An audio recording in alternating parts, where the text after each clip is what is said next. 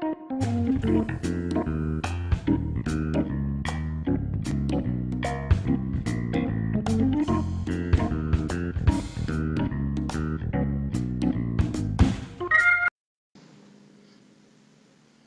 TCP Project Plan.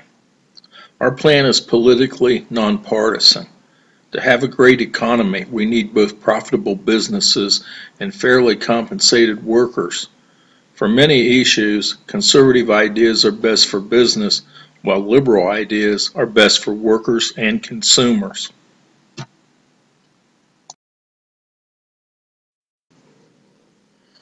Thus, if either side gets their way all the time, our economy will suffer. Our plan offers us the best opportunity to have a consistent, robust, growing economy most of the time.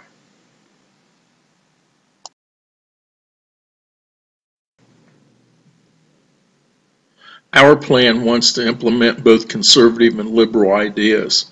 This means almost no one would agree with our entire plan. However, if we can implement the entire plan, including parts some disagree with, close to 90% of us would do much better economically with an improving quality of life.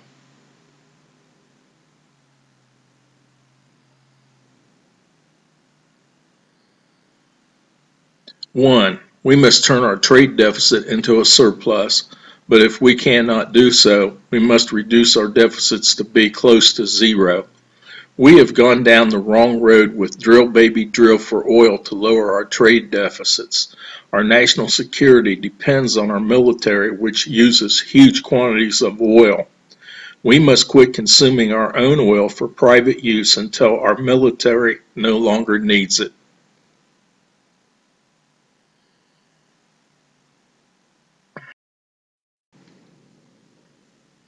Two, drill baby drill for oil is only acceptable for the next 20 years. We must cut oil consumption from about 20 million barrels per day to 2 million barrels a day, with a production limit of 5 million barrels a day. If we do so, our current 300-year oil reserves will last over 1,000 years.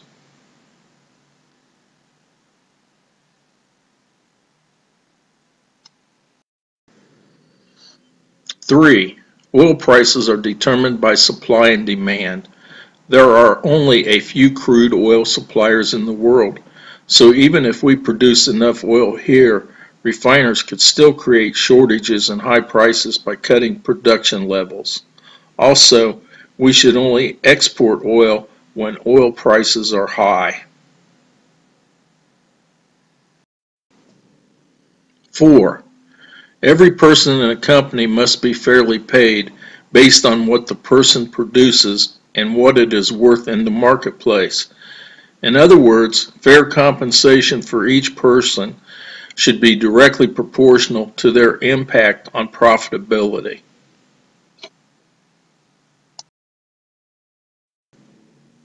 5.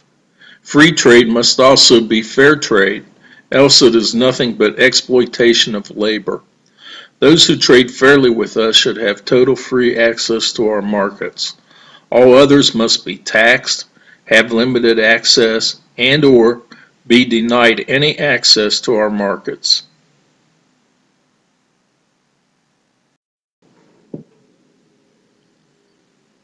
Six, restore our manufacturing and pay workers fairly.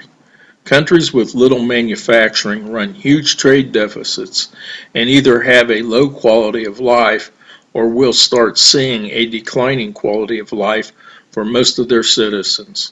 Why should you care about unskilled workers?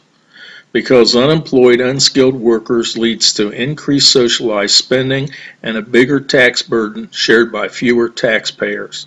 To maximize tax cuts, you must maximize the number of taxpayers.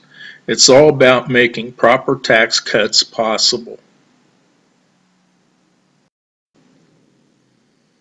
7.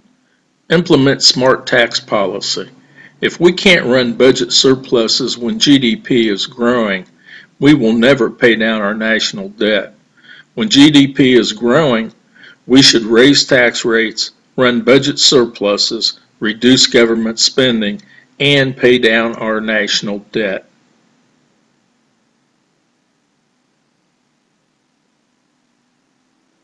When GDP shrinks, we should decrease tax rates and hire laid-off workers to build infrastructure. Tax policy can be similar in effect to fiscal and monetary policy. After our debt has been cut in half, we should build a war chest, disaster relief, and infrastructure funds in our treasury. Implementing smart tax policy means we need not borrow nor print money until the treasury funds have been depleted. The result should be a more stable dollar, less inflation, and a more stable economy.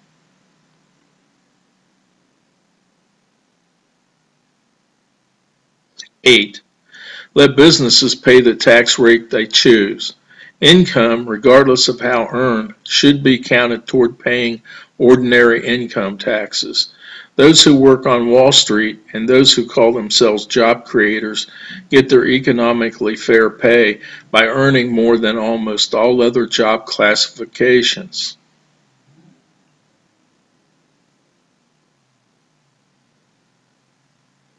So no more special capital gains tax rates and no more tax-free municipal bonds. Most businesses derive revenue from consumers who purchase a product or service. These businesses pay their taxes with revenue collected from sales. In reality, the consumer pays the tax and the businesses just send it in.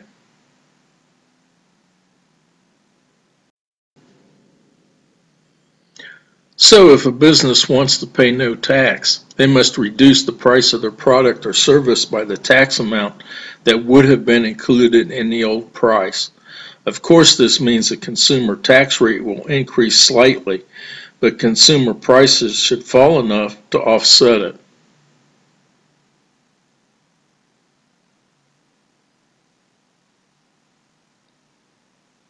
Businesses that sell products or services to foreign countries should be able to increase both their global and domestic sales, resulting in more jobs here. Businesses that don't make the proper price cuts will pay their fair share of taxes as determined by government.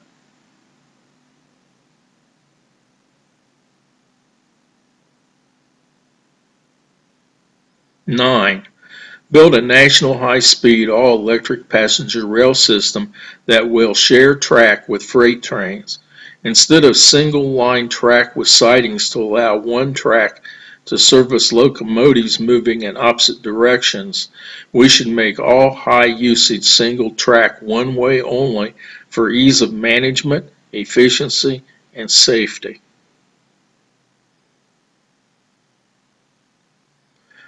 To cut oil consumption, we must get off all refined crude oil products. To reduce gasoline usage, we need a national high-speed passenger rail system so fewer car miles will be driven and less aviation fuel consumed.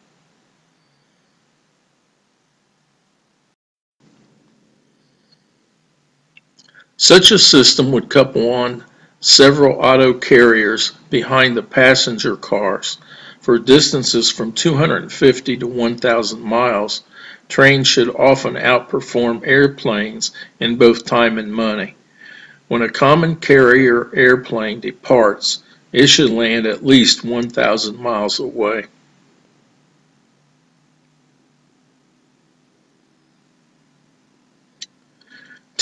Ship long-haul freight via train instead of trucks. Until all-electric trucks can be developed to run solely on overhead electric power lines on our interstate highway system, long-haul freight should be shipped by train. Trains are more efficient over long distances, but can't always pick up freight at the origin nor always deliver it to the destination.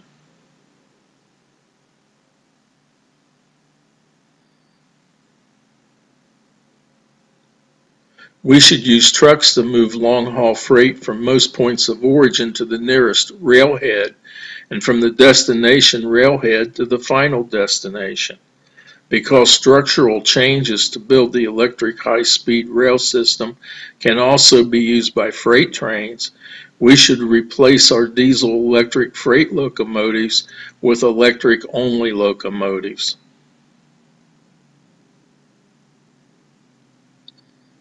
Electric high-speed passenger rail and electric freight locomotives can help cut consumption of diesel fuel, gasoline, and aviation fuel.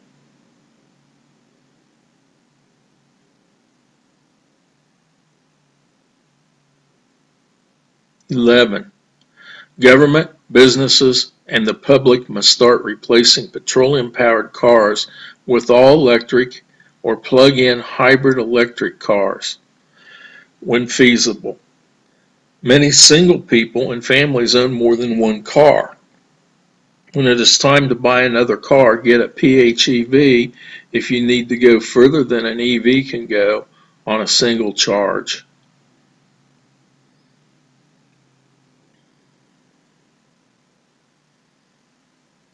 PHEVs have a several hundred-mile range after the battery is depleted. If you never go very far, consider an EV. Maximize the use of the EV and PHEV for short trips. Use fossil-fueled cars for longer trips.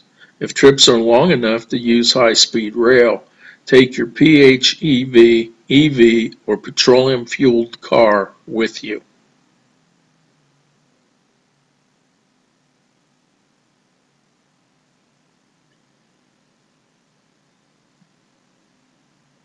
Build power plants to power the freight rail system, the National High-Speed Passenger Rail System, and public electric car charging stations.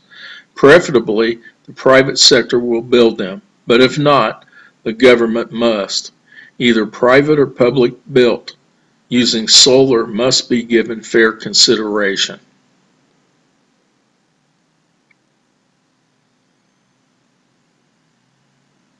(13) Government must be involved. Capitalists do what is best for their return on investment. Often their actions are not best for our national economy. For national security, we must cut civilian crude oil usage. Truckers don't want to give up driving, but we need to cut long-haul trucking by 3 to 5% per year for the next 20 years.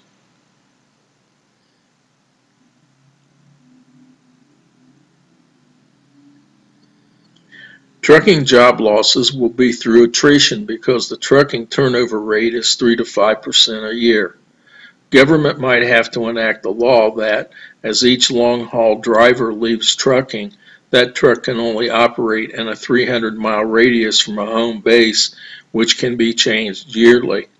Our project believes future national security trumps private sector profitability.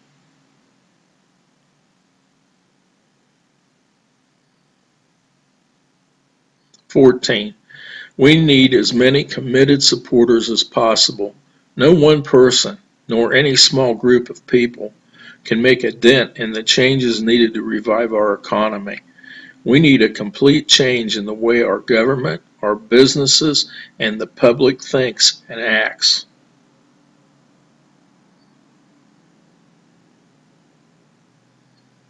As supporters join our project, they must work hard to help achieve the goal of a great economy.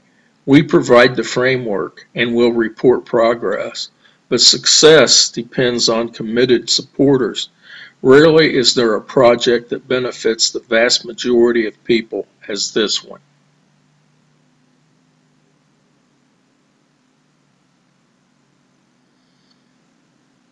The choices are clear.